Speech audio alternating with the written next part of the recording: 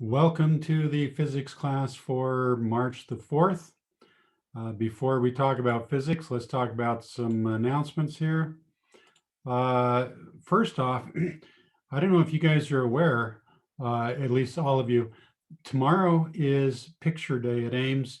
I was talking to some students earlier and they said, what? Somehow they didn't get the news. So I hope you guys got the news. The plan is that the company that takes the pictures is going to be at Ames tomorrow. Would like all students to come by. If you look on the email that Mr. Wilson is supposed to have sent you, there are times for the juniors and times for the seniors and whatnot. But if you can't come in at those times, they could work you in at other times. So try to do that. And let's see what else. Okay, quizzes. So quiz 19A, I've now unlocked it. You can go back and retake it. And then later today, I'll unlock 19B. I noticed when I looked at the scores on 19A, quite a few of you had not done it. Some of you are getting the habit of just waiting until the last minute to do them. Not a good idea. Do them when they're done, or do them when they're due is what I should say. And of course, now, if you go back and retake it once the deadline is passed, Canvas will show it to you as being a 10, but when I transfer it into Aspire, I'm going to transfer it in as a 9. Not that 1 point is going to make a huge difference. Maybe I should increase that penalty. Maybe that would incentivize you guys to take it when it's due rather than come back later. Other important announcements. I trust you know that the term is ending very soon. When we take off for spring break, that'll be the end of the term, and that's just a couple weeks away. Now, it is my plan to squeeze in one more midterm exam before we go on spring break, but it's going to be tight. I can't guarantee that we'll get it in before the break. We might have to push it back till after the break. We'll kind of see how things go here, but that's my plan right now. So you should plan accordingly. Be prepared. There's going to be a test that last week right before we head out for spring break. Now, one thing that's going to make it difficult is I know some of you are going to be taking the ACT on those days. And so, yeah, that's going to complicate things. I haven't figured out how I'm going to work that out, but we'll get that. And so extra credit. If any of you want extra credit, and some of you need it, you know, if you look on Canvas, there are opportunities for getting extra credit. But you got to do it soon. Don't wait till the last minute there. All right, I think that's probably enough on the announcements. Let's talk about last night's homework, unless any of you have questions there. Not hearing or seeing any. Then let's go ahead and, so let me share my screen with you. Here we go. All right, so the first 3 questions from the homework, the ones that I wrote up on Canvas, I want to spend some time talking about those. But the 4 questions that were in the book, here are the answers to those. All right, let's talk about the first 3 questions. I actually want to ask you to explain it to me. I want to hear from you whether or not you can get it. So the first question on Canvas was, how is it that Huygens Principle explains this rule of thumb that I had given to you previously, where I told you if a wave is passing through a small opening, when it comes out the other side, you get a lot of diffraction. Whereas if that wave is traveling through a big opening and comes out the other side, you don't get very much diffraction. Most of it just goes right straight through. So previously, I just kind of told that to you as a rule of thumb, and I didn't explain why that was the case. But now that we know Huygens Principle, now we know why it is. Huygens Principle explains that. But I want you to tell me why it works. Who have I not picked on? Well, let's see. Taituan, it's been a while since I picked on you. Can you unmute yourself? Here, I just need a minute. I have to let that student in that just read. Can you unmute yourself and explain to us how it is that Huygens Principle explains that? From my understanding, a wave diffracts more if it has a larger wavelength than the opening that it's going through, because what he had found out is that each wave acts like an epicenter, and so waves will radiate from that next wave as well. And so if the wavelength is smaller than the opening, then it's already going through the opening and it doesn't have to diffract to get through it,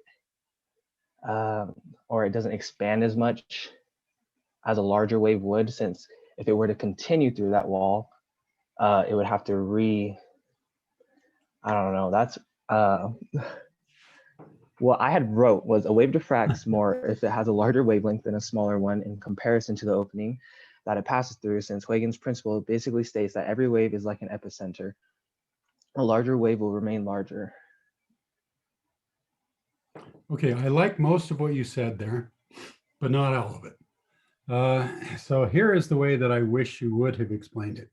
And with words, it's very hard. I agree, it's very hard with words. If you draw a picture, then it's a lot easier. So I'm drawing a picture here. All right, so here is a wavefront. And we know that this wavefront is moving along this way. And so we know if we move one wavelength to the right, so there it is. So imagine you're in a helicopter above the ocean looking down and you're watching the ocean waves go by. All right. So what Huygens said is that you can explain wave propagation by assuming that every point on this wavefront here is a new, well, Taiwan called it an epicenter, which I think is a good term. I'll go with that. Right. So basically think of it like this. Imagine that you have a long, skinny stick, like say a meter stick, and you've got a whole bunch of little rocks all evenly spaced along this meter stick. And so what you do is you turn the meter stick and all of the rocks fall into the water in a straight line all at the same time. And each rock, so like here's this rock, okay, it's going to put out a wave that's going to go and it's going to look like that, because when you drop a rock in the ocean, you get waves spreading out in all directions, right? So this wave spreads out like that. So if you look at the wave pattern from just that one rock, you get that. But it's not just that one rock. There's also this rock right here. So it's going to have a wave that's going to look like that. In fact, tell you what, let's just do the one wavelength ahead, not two. All right, and so the next guy is going to have one like this, and the next slide's like that, and over on the other side, you're going to have them like this. So what you're going to have when you're done is all of these waves are going to combine together to give you another straight line.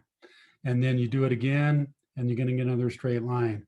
Okay, so that's the reason why waves propagate along there in straight lines. But the interesting thing is what happens when they reach an obstacle.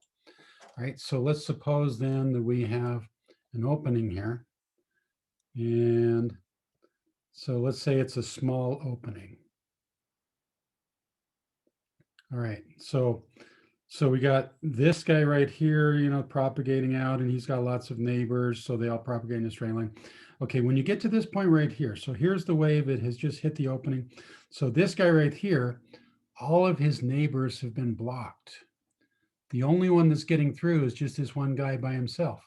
So when we treat him like, he's a single rock been dropped in the ocean, he's going to do what single rocks do. And because he doesn't have any neighbors to combine with, it's going to look like this. Whereas previously, when he was back here, this is what it looked like, but he had lots of neighbors to all combine with. And when all the neighbors combined together, you had a straight line. So the wave just went like that, but we don't have the neighbors anymore. That's the key, is we don't have the neighbors anymore. So we're going to see a lot of diffraction. It's going to spread out. Now, let's contrast that with what happens if we got a big opening. So here's a big opening, right? And here's the wave coming along. And so here are all the neighbors that get blocked. And here's the guy in the middle, but he's got lots of neighbors on either side of him that are not being blocked. So if I look at him, so he's going to have a wave that looks like that, but he's got a neighbor, and his neighbor has a neighbor, and his neighbor over on the other side. So what you see is, as long as you've got lots of neighbors, everything's going to add up. And so your wave is going to go right through like that. It's just going to go right straight through like nothing happened. The only time you're going to get any noticeable diffraction is this guy over here. Oh, all of his neighbors got blocked. So he's going to do what rocks do, and he's going to diffract here. but you're not going to notice him, especially if it's a light wave. If it's a light wave going through a normal size window, you've got gazillions of little dots here. And all of these gazillions of little dots are going to combine with their neighbors. And so the light is just going to go right straight through. And yes, there's going to be a couple on the edge here that don't have neighbors. And so they're going to diffract, but you're not going to notice them because you've got gazillions of people going straight through, and you've only got maybe a few dozens of people who are not going straight through. And so your eye is going to notice these, not these. And so what you see is the vast majority of the photons just go right straight through, right? So Huygens principle explains that. Hang on just a sec while I let somebody in who just got here late. Okay. All right. So hopefully that makes sense. So with Huygens principle, I'm not really asking you to do any math. I just want you to understand the principle. Now, it turns out that Huygens principle also explains something else that's really important. When we have water and there's air above it, we talked a couple weeks ago, we talked about the fact that the light ray comes in here and some of it gets reflected, but some of it gets transmitted into the water. But the important thing is when it gets transmitted in the water, it doesn't travel in a straight line, it gets bent. Okay, so we call this refraction. And when we talked about this a couple of weeks ago, we just kind of briefly mentioned it. We didn't really talk about why it happened. We just said that's what happens. Well, it turns out that Huygens principle explains why it happens. And so tell you what, rather than ask one of you guys to do it, I'll just tell you. All right, so we have the light waves coming in. Rather than looking at the light rays, how about let's look at the waves. So like we did before, let's look at the wave fronts. So the wave front is always going to be perpendicular to the direction of travel. All right, so we got all these wave fronts coming in. And if we look at Huygens principle, we understand why they move the way that they do. This guy right here is going to have a look like that. This guy here is going to look like that. This guy here is going to look like that. So as long as all of these dots here have lots of neighbors on either side of them, it's just going to go through and these straight lines are going to stay straight and the light's going to just keep going in a straight direction. But once they hit the water, then things get more interesting. So this dot right here becomes a new wave source. But when the wave is in the water, that wave is traveling more slowly. And then when it's out of the water, it travels faster. Okay, so if you look at his neighbor who's way over here, he is still in the air. So he is still traveling a much bigger distance. But this guy down in the water here, he travels a shorter distance. All right, and so then the wave propagates further when it gets here. Now, because this guy only travels a shorter distance, the wave front now looks like this. And then when it gets a little further here, again, every one of these guys is a new wave front, but they are traveling a shorter distance because they're in water compared to this guy who's traveling a bigger distance. Right. So what happens is the part of the wave front that is in the water slows down. The part of the wave front that is in the air keeps on going at the original speed. And so what happens is you get this kinked wave front. And the important thing is the direction of the wave is always perpendicular to the wave front. So the direction of the wave changes. And Huygens principle explains it beautifully. Okay. All right. Now, question number 3 that I wrote up for you on Canvas. It says, describe why it is that thin film interference only occurs when it's thin. If that film gets to be too thick, you don't notice interference anymore. Okay. So why is it that the quantized nature of light, the fact that light is a little wave bundle rather than being the classical long extended wave, why does that explain this phenomenon? So who have I not picked on for a while? Let's see, Aurora. I haven't picked on Aurora for a while. Can you unmute yourself and explain to us what's the deal there? How is it that the quantized nature of light explains why it is that thin film interference only occurs when the film is thin? I don't know. I still have a hard time grasping my mind on the concept. Okay, thank you for your honesty. Appreciate that. Let's see, Khalid, uh, can you unmute yourself and you give it a shot?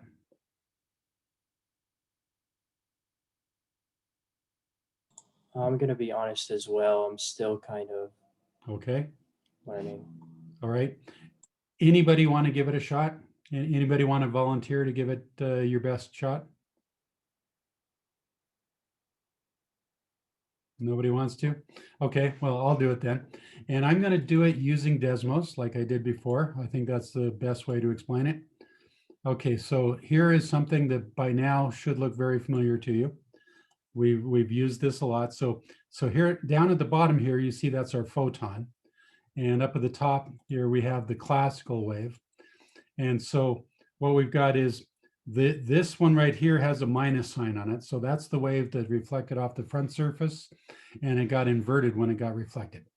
The one here without the minus sign, that's the one that reflected off the back surface and it did not get inverted. And I've got this little 5D in here, that's just so that I can shift it. Whoops, white, okay. That just allows me to shift it. Okay, and then down here we have the photon. So by now we recognize that light is not a classical wave. It's the little wave bundle, right? And so this is the wave bundle that got reflected off the first surface and it's got the minus sign, so it got inverted. And then this is the part of the wave that got reflected off the back surface. It does not have the minus sign because it did not get inverted. All right, so if we start off with zero shift, okay, so there's zero shift. So you see we have wonderful destructive interference on both waves. Both the photon and the classical wave, we have totally destructive interference, which explains why it is that the top of our film there is totally black, is because all of the light is interfering destructively and we have perfect destructive interference. Now, as we shift it over to the right here, okay, so now I've shifted it to the point where I have constructive interference at the top, and I've also got constructive interference at the bottom, but you notice the interference down at the bottom is not quite as good because the shifted wave bundle, has a lower intensity. Let me zoom in on here a little bit. Okay. So this wave packet here, this is the non-shifted and this is the shifted, and you see that the intensities don't line up anymore. Whereas when we went back here with the with the classical wave, it doesn't matter how much we shift it, they still line up beautifully. The shifted wave and the non-shifted wave have the same amplitude. So we have wonderful interference, but with a real photon here, our interference is not quite so wonderful, but it's close. And now we go down to now we're at destructive interference. So if you look at the classical wave, it's perfectly destructive. Every positive peak is canceled out by an equal amplitude negative peak. But now with the real photon, the positive peak here is trying to be canceled out, but the intensity of the negative peak is not as strong as the intensity of the positive peak. So yeah, we'll get kind of sort of destructive interference, but it won't be perfectly destructive. And the more we shift it, the worse it gets. And when we shift it way over here, now you look at here's the part of the wave that reflected off of the front surface is right here. And it's trying to interfere with the part of the wave that reflected off the rear surface, but it's gone to zero. So we are not going to get destructive interference because the film thickness now has exceeded what we call the coherence length of the light. And so that's a term that you guys need to know, coherence length. So let's just look at one photon by itself. So here's one photon. And so basically the length of the photon, I mean, this is kind of this isn't 100% the official way that it's done, but for high school purposes, this is good enough. If you just draw a line from one end of the photon to the other end, and you say, okay, so that is the size of the photon. That's how long the photon extends in space. You say this is the coherence length. Now, if you're a purist, then you're going to say, but wait a minute, Mr. Hendricks, this envelope that defines the photon, it never really goes to zero. It approaches zero asymptotically, but it never really reaches zero. So how do you know where to draw the line? When you're saying that this is the coherence length, how did you know to draw it here? I mean, you could have drawn it here, right? Or you could have even drawn it maybe here. So how do you know where to draw the length when you're trying to determine what the coherence length is? Well, the way that I do it is I just ask myself, so let's turn on our shifted wave here. So what I do is I say, how far can I shift this wave before I reach the point where my instruments can no longer detect that interference is taking place? I mean, like right here. Let's draw the line right here. Okay. So what we've got right here is we've got destructive interference trying to take place here, but it's not going to be very successful because the positive peak is so much bigger than the negative peak. So at some point here, we're going to reach the point where my instruments can no longer detect that destructive interference is taking place. Okay, so when we reach that point where I can no longer detect it, then I say, okay, so that's where I'm going to draw the line, and I'm going to say that's what my coherence length is. Okay. All right, so now the people back at the time, the scientists who worked with thin film interference at the time, I mean, they realized that if the film gets too thick, you don't see interference anymore. It never occurred to them the reason why. They never put 2 + 2 together in order to figure out that the reason for it is because light is not a classical wave, it's a quantized wave. They came up with other explanations that they thought explained it. And it turned out their explanations were wrong, but they didn't know it. And so they just kind of glossed over this and moved on. Had they spent a little more time thinking about it, they would have realized the true nature of light, but they didn't. And so it was a couple hundred years before scientists did some other experiments where that's where they finally realized what the true nature of light is. And by the way, we will be talking about those other experiments in about a month or two, but not tonight. Okay, so here again, we're back to the answers to last night's questions. We've talked about the problems from Canvas, the other problems, 22, 32, 37, and 61. If you have a quick question you want to talk about, I'll spend a little time, but not very much. So anybody want to talk about the last 4 problems, or you want to just move on to the new stuff for tonight?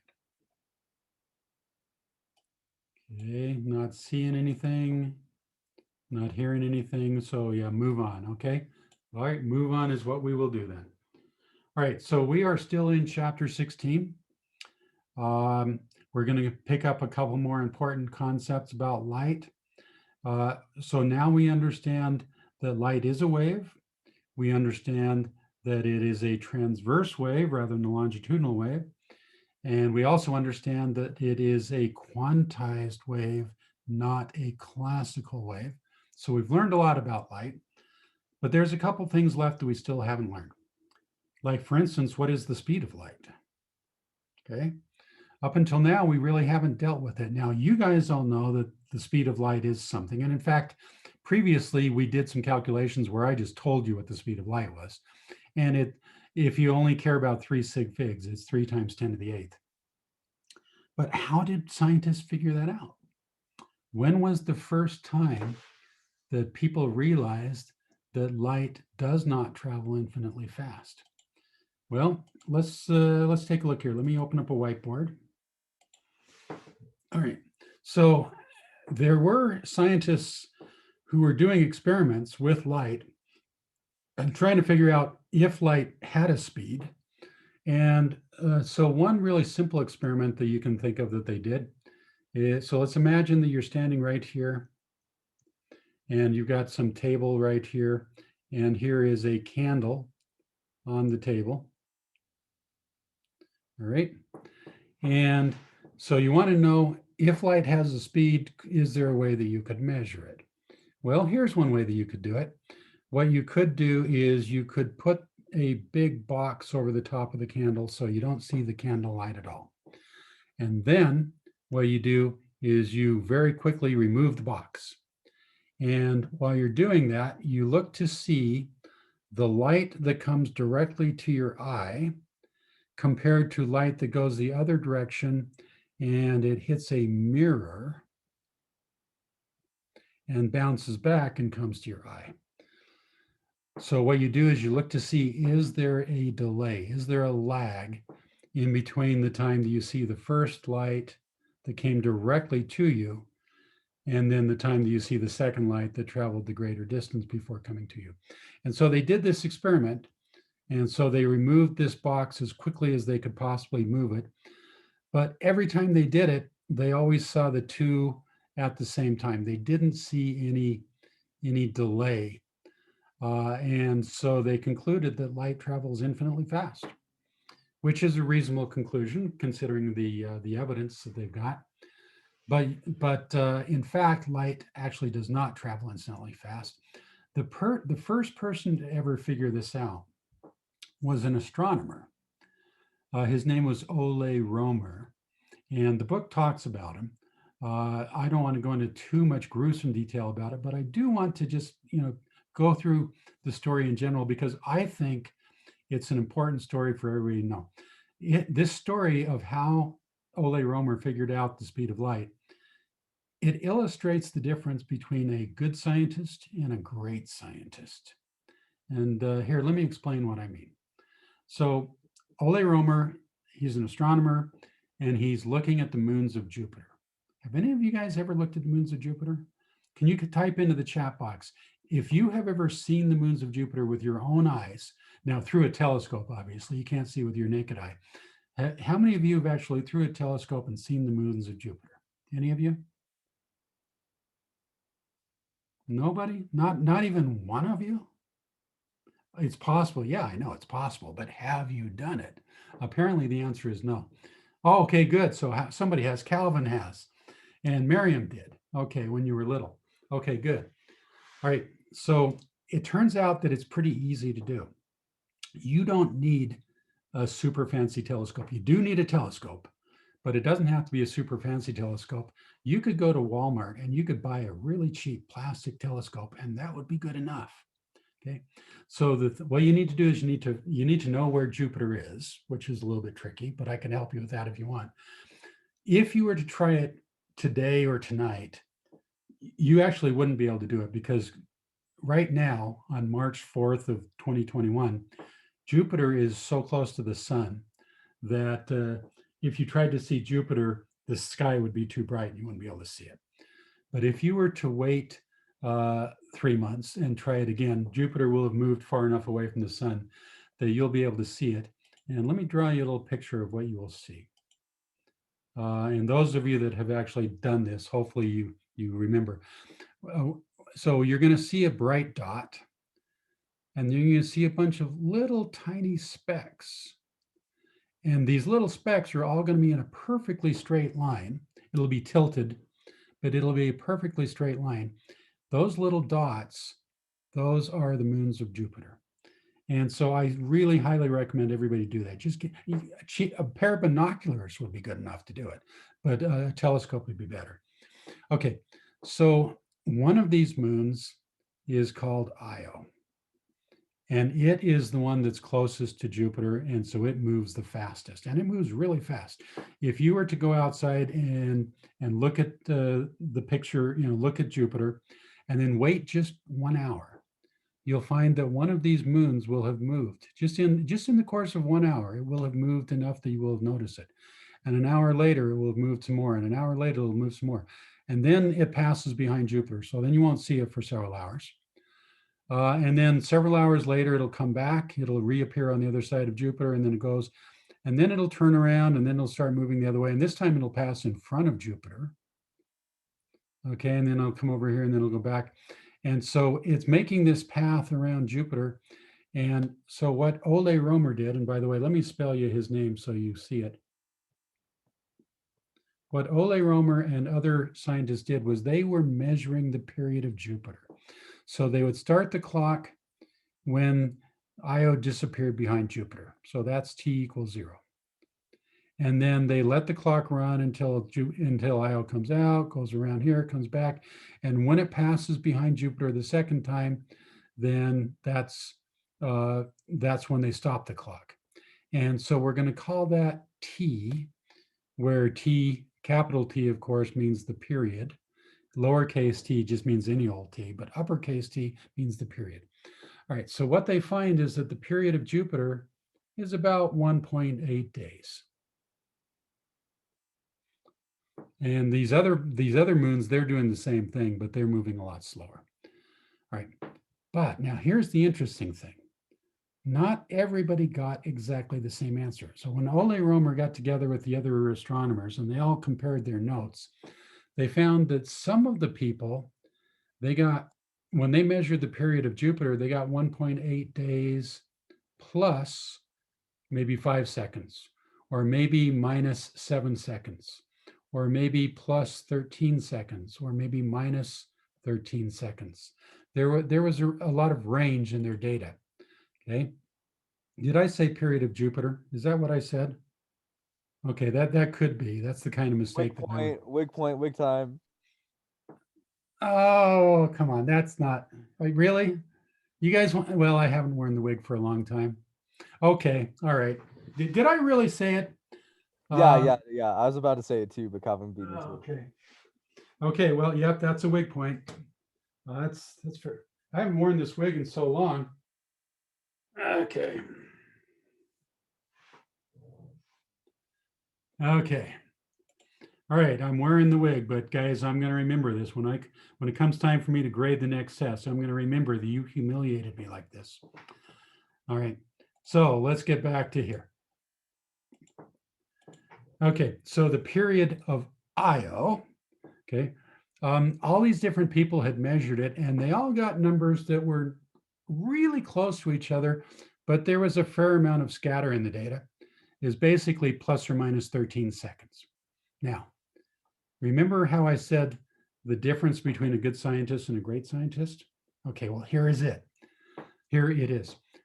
All of the other scientists, they all just shrugged it off. They said, oh, it's just measurement error.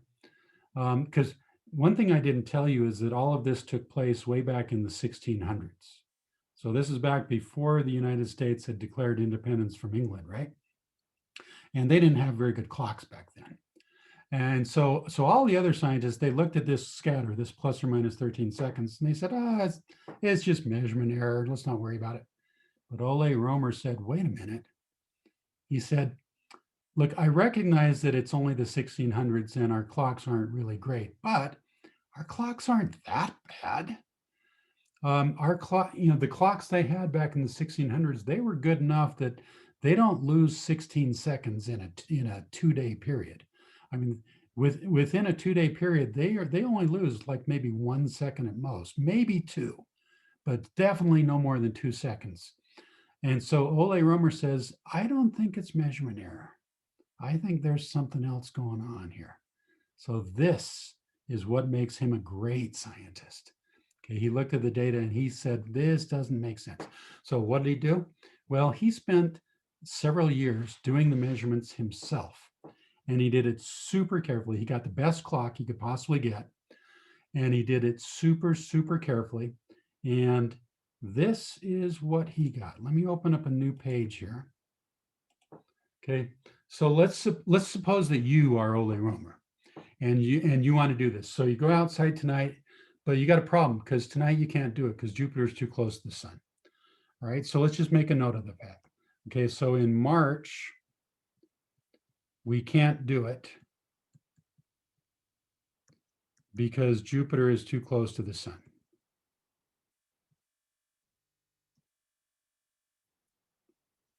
All right, so we wait 3 months. All right, so it comes to June. In June, we now find that Jupiter has moved far enough away, so now we can do the measurement. So we do the measurement, and so what Olay Romer found is that he got 1.8 days minus 13 seconds. And he said, okay, well, and so then he did it again so 2 days later, he did it again. And again, he got minus 13 seconds again.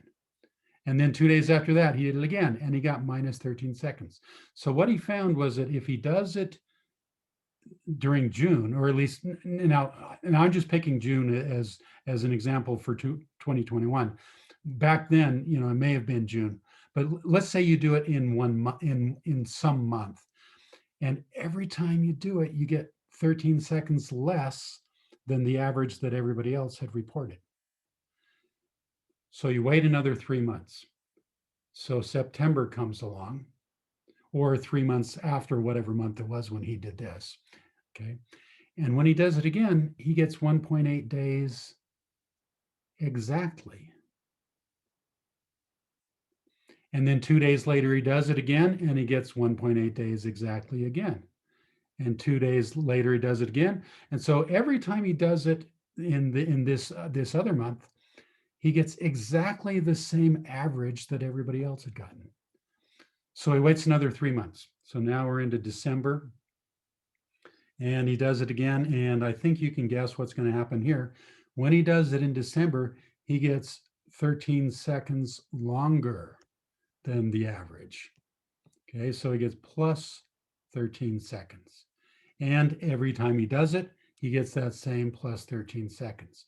So what he's finding is that the data is actually very repeatable in any given month. But as you go from 1 month to the next, the data changes. So it's not measurement error. There is something funny going on here. It's not measurement error. All right, what could possibly explain it? Well, he thought about it for a long time to try and figure out what it is. And he said, hey, I've got something that can explain it. Maybe the speed of light is not infinitely fast the way that we thought it was. All right, so here is a picture that I took out of your book. And so the book did a pretty good job of explaining this, I thought. All right, so let's see. Let's assume that this is where the Earth is right now, because that is in fact where the Earth is right now. Jupiter is really close to the sun right now because Earth is on the opposite side of the sun from Jupiter. So we can't measure it now because the sky is too bright, so you wouldn't be able to see anything. All right, so we wait 3 months. And so now here it is in June. So now Jupiter is no longer close to the sun.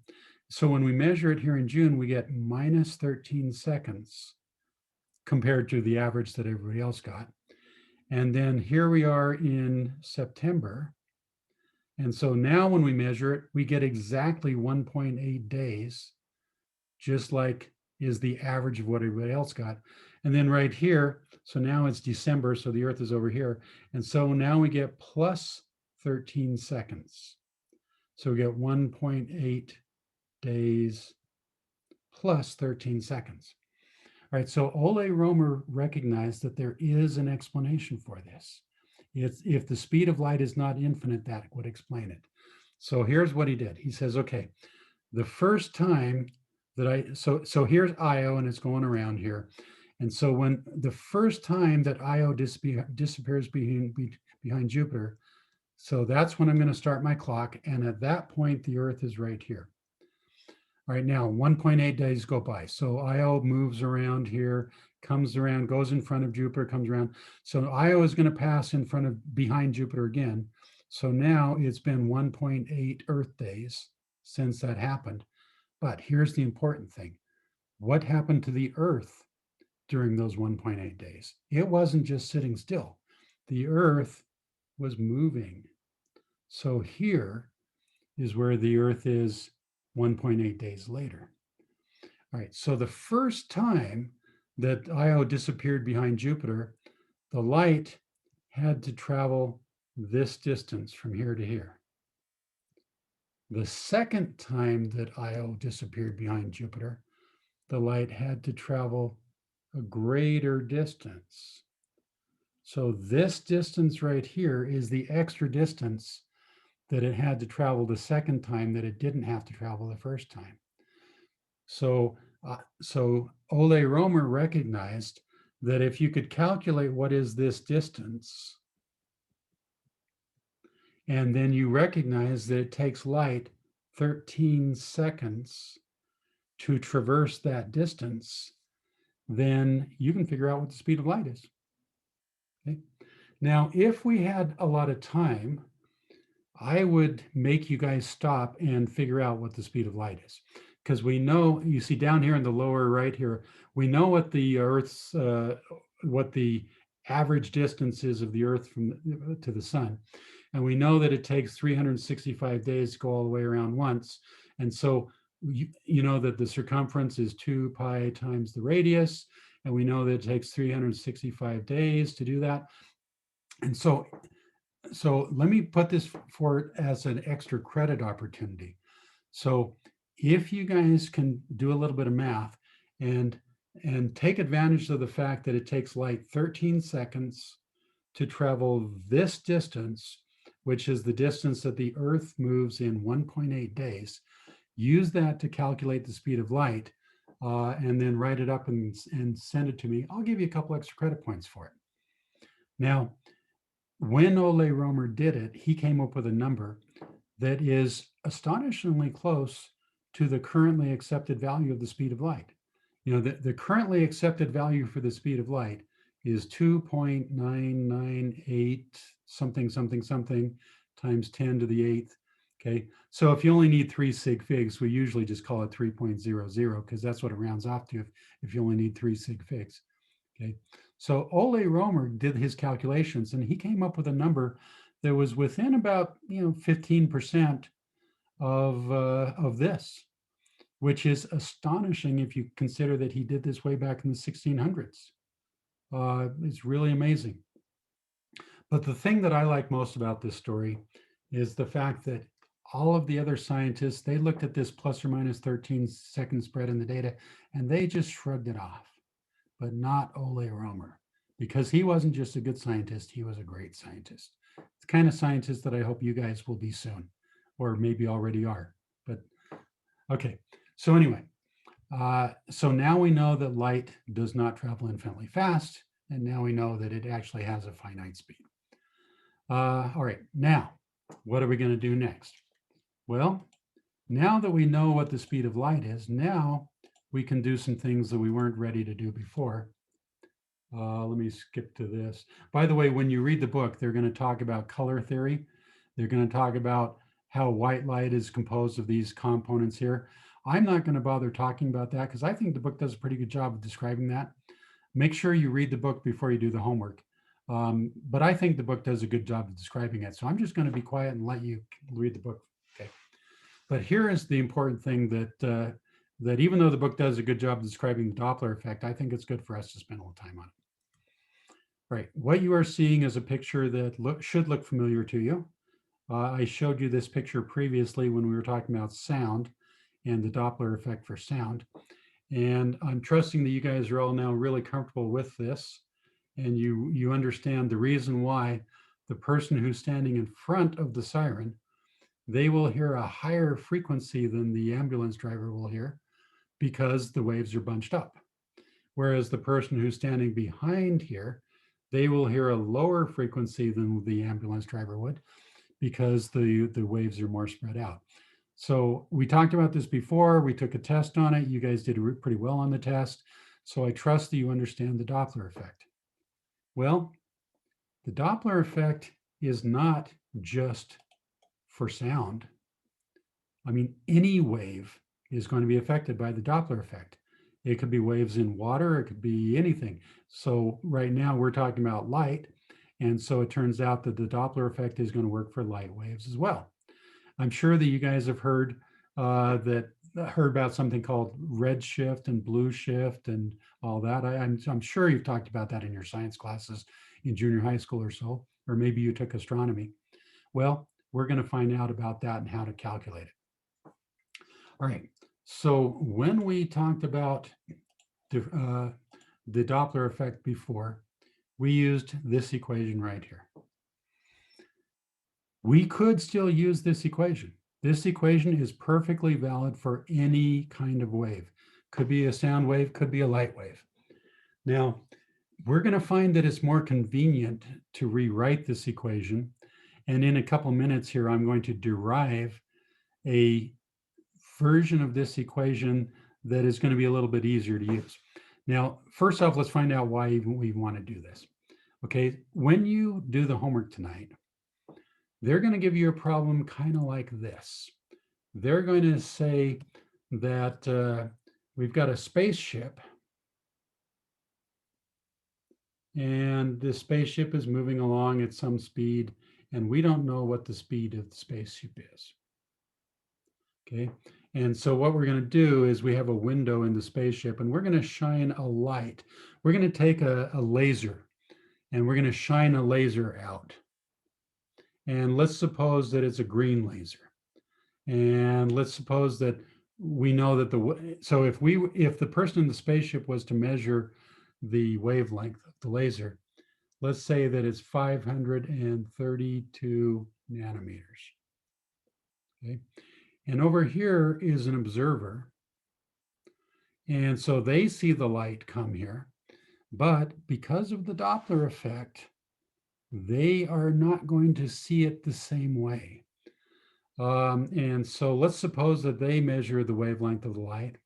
And instead of getting 532 nanometers, let's suppose they get 534 nanometers. And you understand that's because of the Doppler effect. So none of you should be surprised that they're going to measure a different wavelength, obviously because of the Doppler effect. All right, now this first wavelength, I'm going to call that lambda S because that's the source wavelength.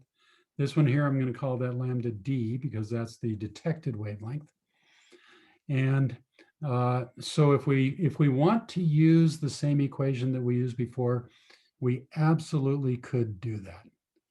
It's just we're going to have to do a little bit of work because the equation talks about the frequency of the light.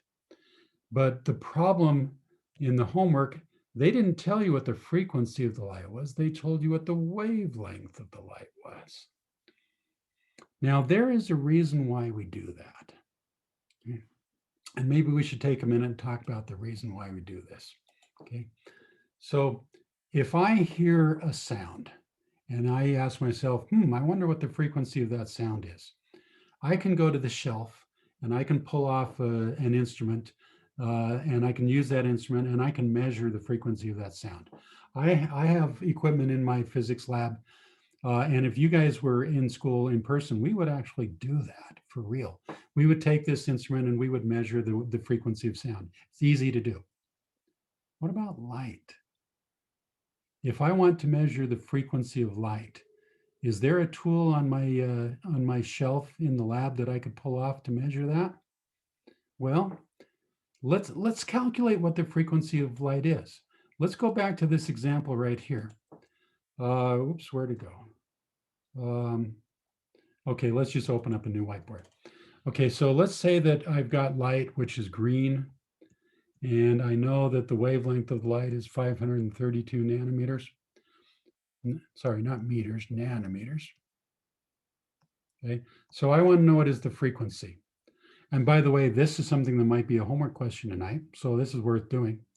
You guys should be able to do that. How about let's take a minute and I want every one of you to do it right now. I want you to tell me what is the frequency of green light if it has a wavelength of 532. Now, some of you might be saying, well, where am I going to start? Well, remember the equation that I said is our new favorite equation? The one that I warned you we were going to be using again and again and again and again. I wasn't kidding. Lambda equals V over F. That sound familiar? So if we rearrange that, do a little bit of algebra, we can get that into F equals V over lambda. What is V? Well, V is the speed of the wave. If we're talking about a light wave, well, then instead of calling it V, we call it C, which we know is 3.00 times 10 to the 8th meters per second. So instead of calling it V, we're going to call it C. All right, so if we know what C is and we know what lambda is, we should be able to figure out what is the frequency. So I want everybody to do that right now.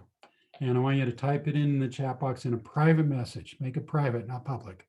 I don't want anybody else to see it. What do you guys come up with? While you're doing it, here, I'll do it too. I gave you a head start. And so now let's see what I get.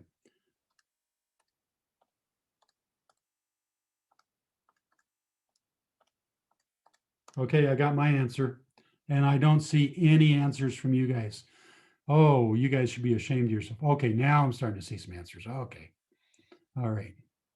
All right, I need to see a few more. Keep going. I'm liking the answers that I'm seeing. Oh, I spoke too soon. I was liking the answers that I was seeing. Okay, now I'm back. Oh, okay, now we're getting some good ones, some bad ones.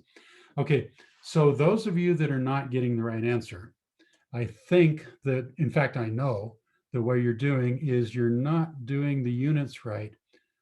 The wavelength of light is not 532. The wavelength of light is 532 nanometers. So it's 532 times 10 to the negative 9. So you guys need to get really familiar. We're going to be working with nanometers a lot between now and the end of the school year. Okay, so go back and do it again. 532 times 10 to the negative 9.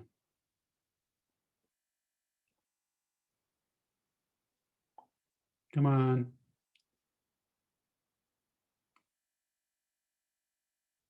Okay. All right, good. Looking better. Okay, so you're getting the same answer that I'm getting now. So 5.64 times 10 to the 14th hertz. Okay. 10 to the 14th. Holy cow. That's not million. That's not megahertz. That's not gigahertz. That's huge. Okay. That is such an astoundingly high frequency that I don't have any equipment on my lab that can measure that high of a frequency. Nobody on Earth has equipment that can measure 10 to the 14th hertz. That's beyond the range of any instrumentation. So this is why whenever we're talking about light, we basically never talk about the frequency of light. I mean, we could. It's just that there's no way that we can measure the frequency of light, whereas it turns out it's actually very easy to measure the wavelength of light. And in fact, depending on how things go in the next couple of weeks, if we have time, I'm going to have you guys do an experiment where you're going to measure the wavelength of light, and you're going to find it's actually quite easy to do. Measuring the frequency of light is pretty much impossible to do. All right, so that's the reason why it is that in the homework tonight, whenever they talk about light, they're not going to tell you the frequency of the light. They're going to tell you the wavelength of the light.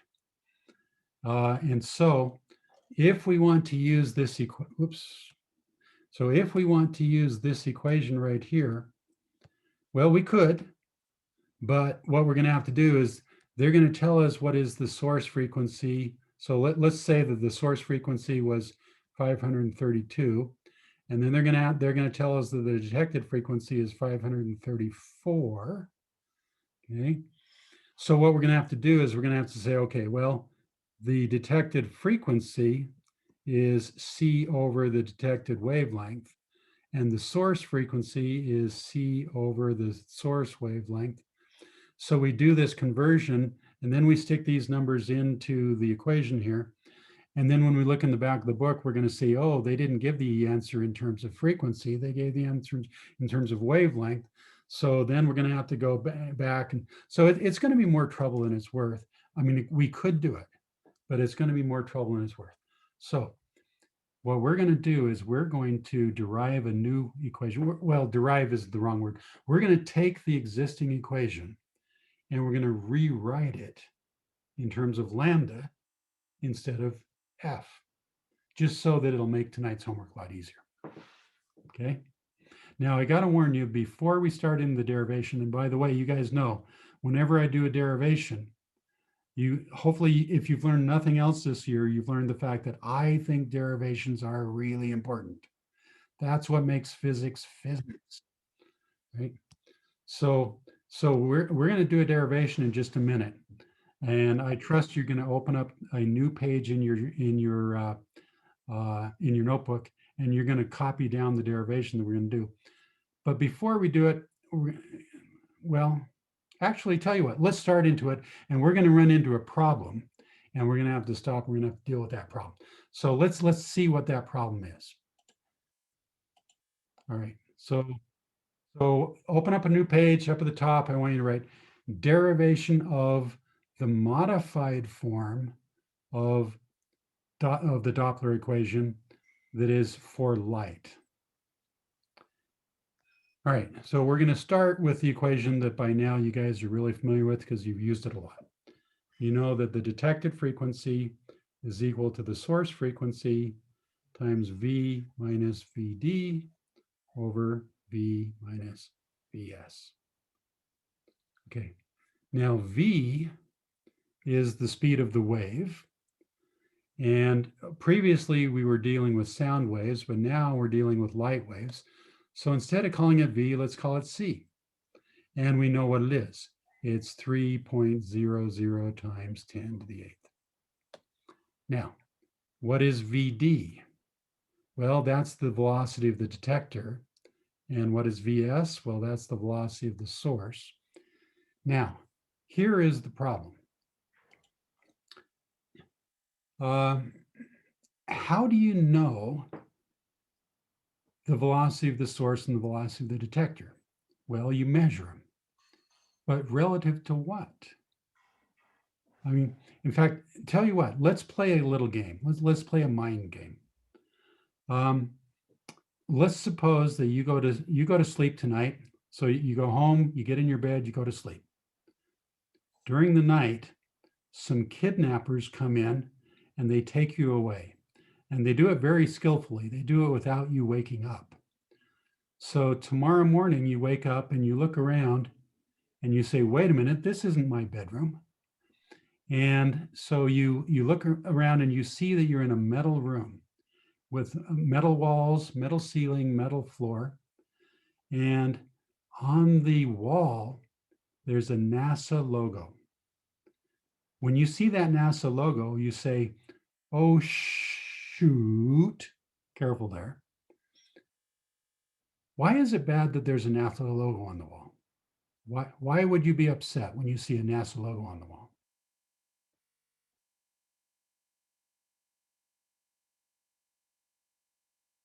Come on.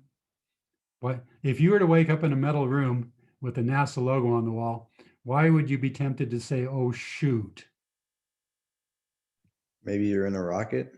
Exactly. You could be anywhere, not just on Earth, but you might be on Earth, but you might be on Mars, you might be on the moon, you might be in interstellar space. Yeah, you got good reason to worry. All right, so you look around the metal room some more and you see a window. You walk over the window and all you see are stars. So rats, you're in interstellar space. One of the stars is moving. And as you watch it, you see it's getting closer and closer, and then you see it's not really a star, it's actually a spaceship. And what you're seeing are the headlights on the spaceship. So as you watch this spaceship, it's getting closer and closer, and it goes zoom, ripping by really fast. And you say to yourself, wow, that spaceship is really going fast. Is it? Is the spaceship going really fast? Or is it possible that you're the one who's going really fast? Yeah, exactly. Sam's got it. Yeah. See, this is the problem with relativity. This is what Einstein spent a lot of time thinking about this. Okay. When you're in outer space, you have no way of knowing whether you are moving or whether the other person is the one that's moving. You can tell that you're getting closer together as time goes by. So you know that one of you is moving, but you have no way of knowing who's moving. Okay, so now imagine the same thing. Imagine that you go to sleep tonight, and then tomorrow morning you wake up, but this time You're, instead of being in a spaceship, this time you're in a Jeep. And the windshield of the Jeep has been folded down. That's the reason why why it had to be a Jeep rather than a regular car. With a Jeep, you can fold down the windshield. So if you wake up in this car, even if you had a blindfold on, and even if the Jeep had really smooth suspension, okay, you would know whether you're moving or not because you would feel the wind on your face. So when you're doing sound, you can tell, you can come up with a number for the velocity of the source and the velocity of the detector because you know that they're moving, and they're moving relative to the medium. What is the medium for sound? Well, it's air. Okay, so if you can feel the wind on your face, you know that you are moving. So when you want to do Doppler problems, it's easy to say, okay, well, the velocity of the source is this, the velocity of the detector is that. Life is good. What is the medium for a light wave? It's not air. It's this mysterious fabric of the universe that we've talked about before. And we're going to talk a lot more about it later. It turns out that the fabric of the universe is very closely related to magnetism and electricity, which we are going to be studying very soon. Okay, but for right now, it's just some mysterious fabric. And when you reach out with your fingers, you can't touch it, you can't feel it. So when you're in the spaceship, if you were to open the window, which is not advisable in a spaceship, but let's suppose that you held your breath, you open the window, you stick your head out the window or stick your hand out the window, you're not going to feel the wind because the fabric of the universe, which is what you care about when you're talking about light, and you want to do Doppler equations, you can't feel that with your hand or your face. So with light, we've got a unique problem that we don't have with sound. With light, you have no way of knowing who's moving and who's at rest. So with that being said, we've got a problem because we need to do something with VD and VS, but we don't know who's moving and who's not. So how are we going to handle that? Well, here's the way that we're going to handle it. We're going to assume that one of them is moving and the other is not. And because all that really matters is the relative motion. Right. So what we're going to do is we are going to define, and this is strictly our choice, we're going to define that the source is not moving. And so if we see any relative motion, we're going to assume that it's because the detector that's moving. And so wherever we see a VD, we're going to replace that with a VR, where R stands for relative. Okay. All right, so I trust you understand why we're doing what we're doing here. Okay. Now we could have done it the other way around. We could have chosen that the detector is the one that's at rest and the source is moving. Doesn't matter. It's going to work out okay in the end either way. So this is the way you're booked at it. So this is what we're going to do. All right. So now let's get into the derivation. Everybody, you got your notebooks out? All right. So we are now going to derive the new equation, which you guys are going to be using for your homework tonight. All right. So first thing is FD. Well, we know that F is equal to C over lambda, right? So that means FD then must be equal to C over lambda D. So I'm going to replace that with C over lambda D.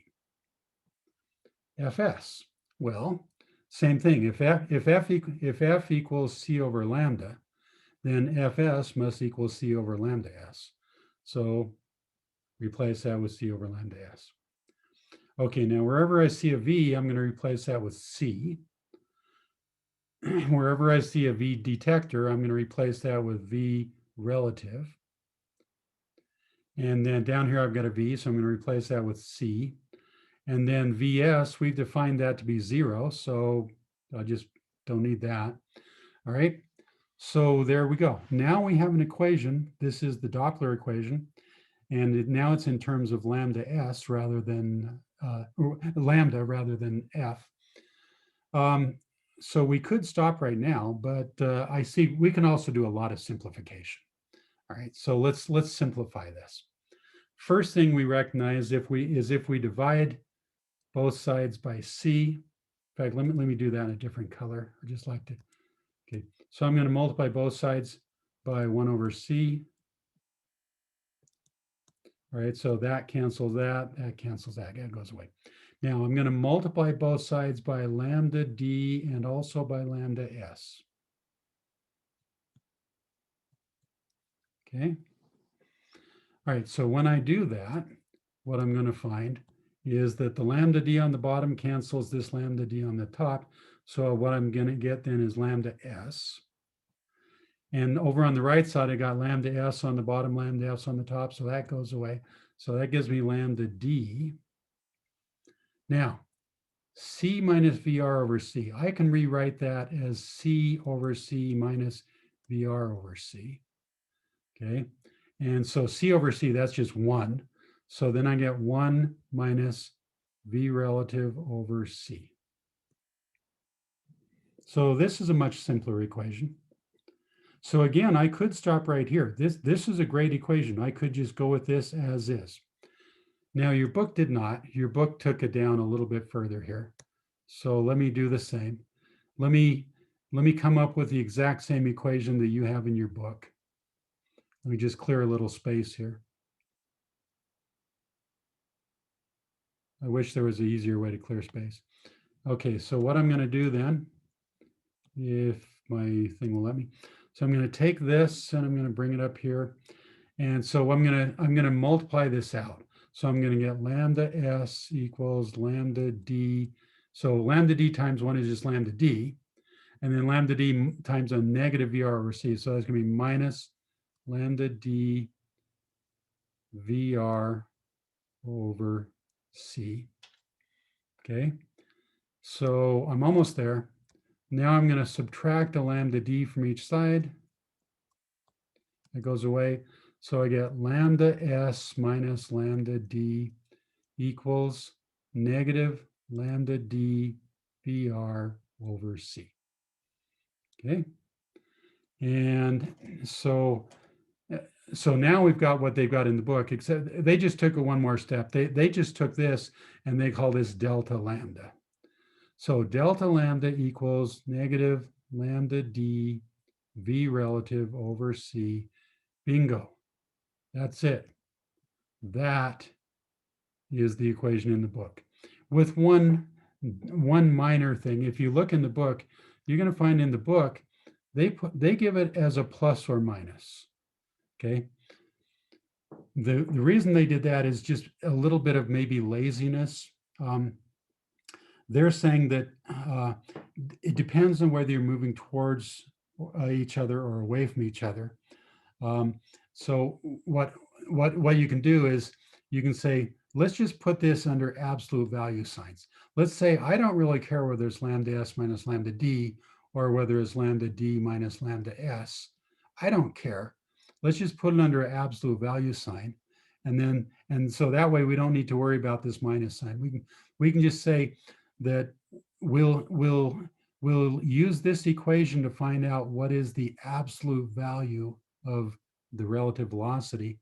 And then we'll just use our knowledge of the Doppler effect to figure out whether or not they're moving closer or farther away.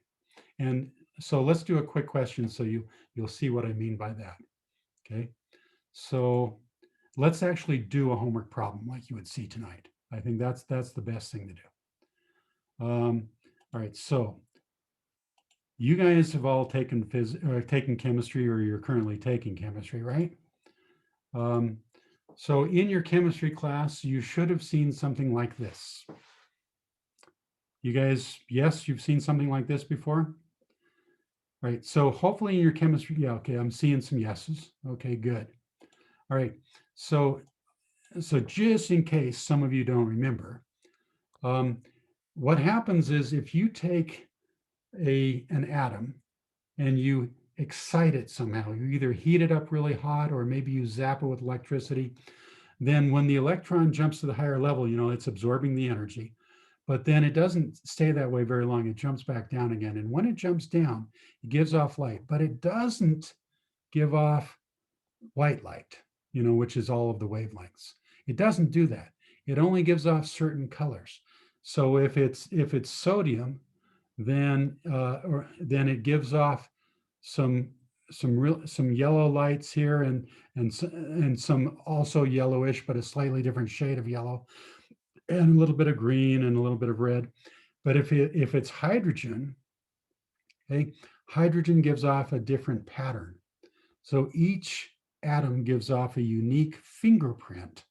And so if you take the light and you analyze it, you can tell what atoms it's made of. And so if you're an astronomer, you can point your light, you can point your telescope at a distant star, and you can analyze the light and you can tell what elements that distant star is made of. And so let's suppose that we do this. And so let's just focus in on hydrogen. The numbers that you see right now, these are the wavelengths of the four characteristic colors that hydrogen gives off. But these are the numbers that we would get if we measure it on the planet Earth, if we measure it in the lab. All right, so let's suppose we point our telescope at a distant star. And what we find is we find that we get a color that's kind of like this, except instead of being 410 nanometers, is 410.2 nanometers. And we see a color that's kind of like this, but instead of being 434, is 434.2. And this one here is 486.3. And this one here is 656.2. Oops, not 0.2, 0.4. Okay. So what we're seeing are the colors that you would normally expect to see for hydrogen, except they've been shifted. Why have they been shifted? Well, because the Doppler effect. So we'll recognize that what we're seeing is actually hydrogen. It's the fingerprint of hydrogen, but it's been Doppler shifted. Okay, so the question then is, how fast is this star moving? And is it moving towards us or is it moving away from us? Well, the equation that we just got through deriving, delta lambda, if we just take the absolute value of it, that's going to equal the absolute value of lambda times v relative divided by c. All right, well, we know what delta lambda is. Delta lambda is going to be, so let's pick one of these guys. So let's pick 486.1 minus 486.3. Okay, so that's delta lambda. And then this lambda is what the lambda should be. And we know what the speed of light is, so bingo. We can calculate what the relative velocity is. Okay, we can come up with a number for it. Now, we've only got 3 minutes before the bell rings, so I'm not going to take the time to do it. But you guys see, from this point on, it's no longer a physics problem. Now it's just a math problem, and you're going to math, right? We can easily figure out what the relative velocity is. But what we get is only the absolute value of the relative velocity. Okay, so we're going to get some number, but is the thing moving towards us or is it moving away from us? Well, we need to use our intuition. We need to use our knowledge of the Doppler effect to tell that. So this is the detected wavelength. Notice that the detected wavelength is greater than the source wavelength. That tells us what we need to know. If we know that the detected wavelength is greater than the source wavelength, that means that whatever it is that we're looking at is getting farther away from us. Now, most people think in terms of frequency.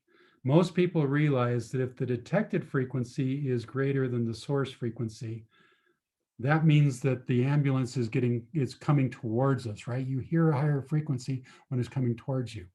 Well, frequency and wavelength are inversely related. If frequency equals c over lambda, right? So if lambda is getting bigger, which is the case, right? If lambda gets bigger, well, lambda's down in the bottom. So that means that the frequency is smaller. So when we look at this thing and we see a longer wavelength, that means that the frequency is smaller. Okay, so that means the object is moving away from us. Okay, so as long as you guys understood that, you should be in good shape for doing tonight's homework. And I see that it is now 1 minute to quitting time. So if you guys want to, if you want to just say bye in the chat box and head out, then I'm okay with that. If you have a question you want to talk about, I'll gladly do that. And in fact, here, tell you what, I'll turn off the recording so we can talk without fear of being recorded.